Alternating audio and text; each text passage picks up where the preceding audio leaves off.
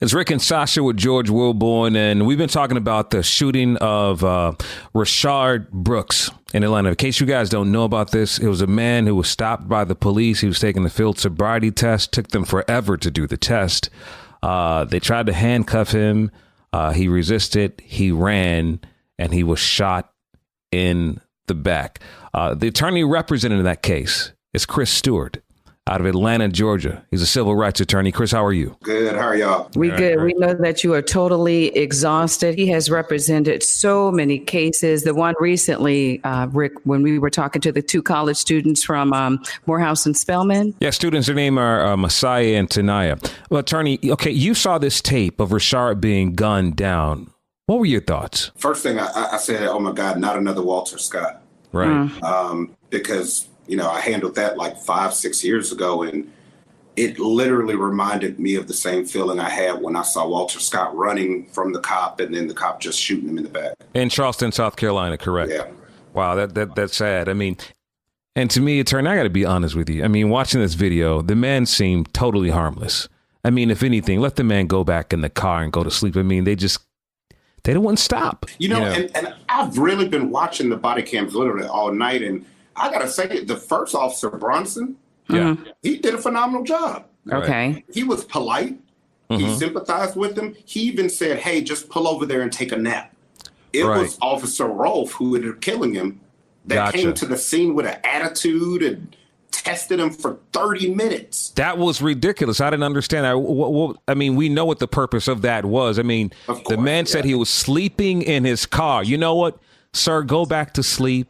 Right. Rest up. Sober up. Yeah. And it seemed like the first officer was going to let that happen. He was just going to let him take a nap, sleep it off. But then the Officer Rolfe came and just turned up the whole situation. Right. Chris, how do you feel, as I was watching that video myself, and when they drew the guns and started shooting with other people in a drive-through line. So you have innocent people there trying to get a burger and some fries, possibly their children in the car. Did the police ever think about these people? And attorney, hold on. I want you to answer that when we come back 10 after the hour. We're talking to attorney Chris Stewart, who's representing the case of Rayshard Brooks, the man who was gunned down at the Wendy's in Atlanta, Georgia. Don't move. It's Rick and Sasha with George Wilborn. It's Rick and Sasha with George Wilborn. We're inside the party poll at 888-909-1514. Rayshard Brooks was killed in Atlanta in a Wendy's parking lot while running, shot in the back. On the scene was Jay Wesley getting sounds from the protests.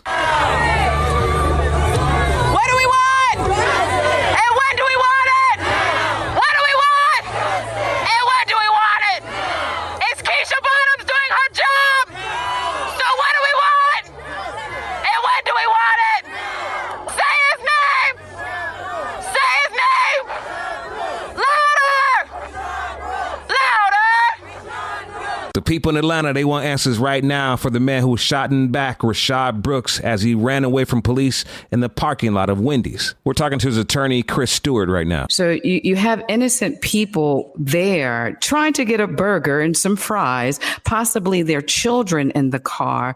Did the police ever think about these people? No, that's why it's so ridiculous that they, went to lethal force in a parking lot for a situation where he didn't have a deadly weapon. I could see if this is somebody running from you with a machine gun or with a pistol, but a taser is not a deadly weapon according to police. Right. Tell us what you know about Rayshard Brooks just as a person. I mean, he seemed like an awfully kind gentleman. He seemed very respectable. Just a man that night that did not want to die. Yeah, I mean, he's one of us. He's a regular dude. Right. You could see from the video how he was polite.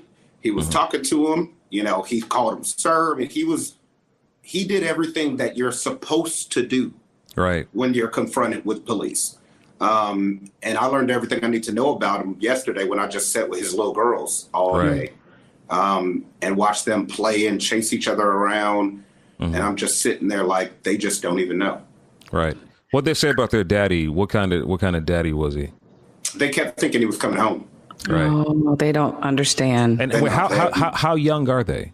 1 to 8, and his stepson is 13.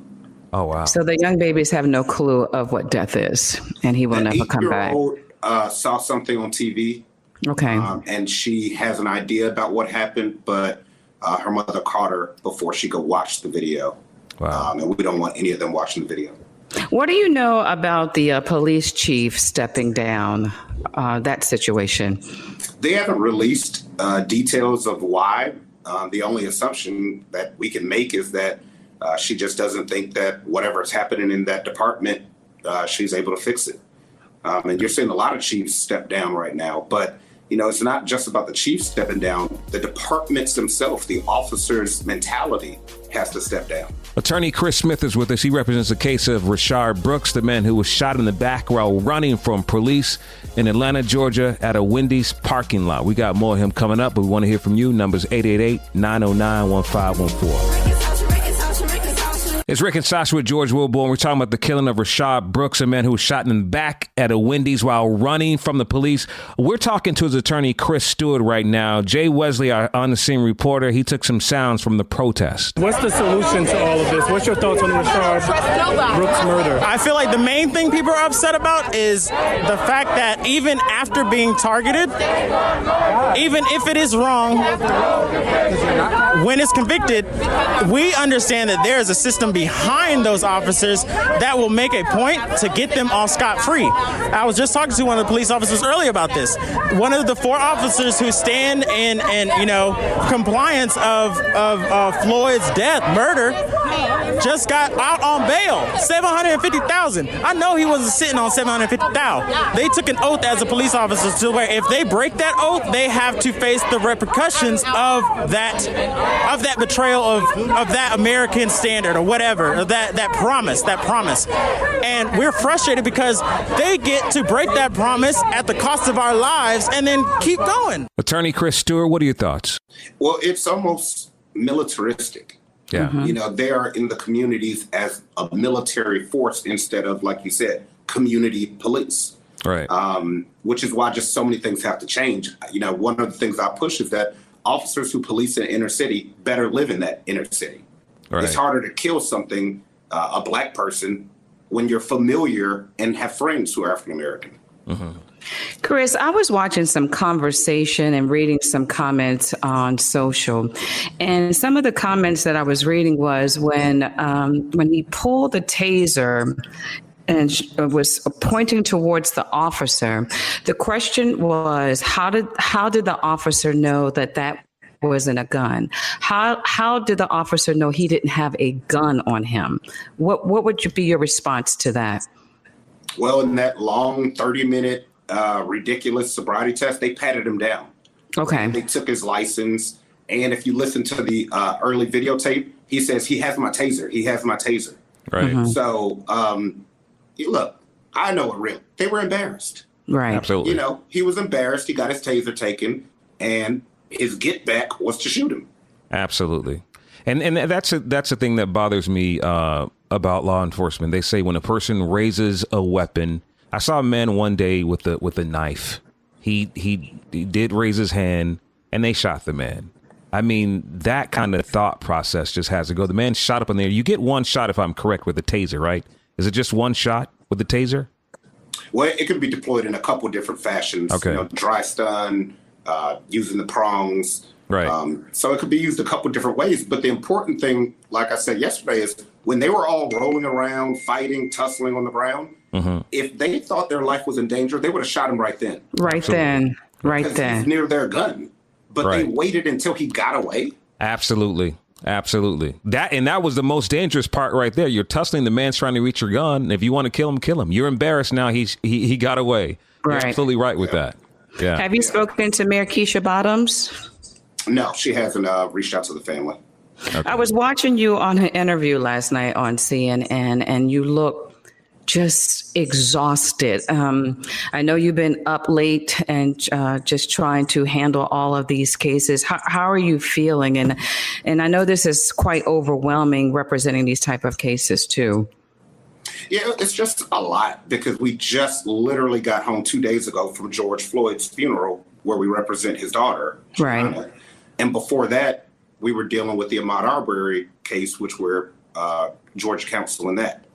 And then I still have 6, 7 other cases going on across the country, which, were popular in the media a while ago, but they're still going on. Just because they left the media doesn't mean they don't exist. So it's just constant. But in 2020, I've never seen this many back to back to back. Right. So I just think God is trying to open up people's eyes who refuse to see what's going on. Absolutely.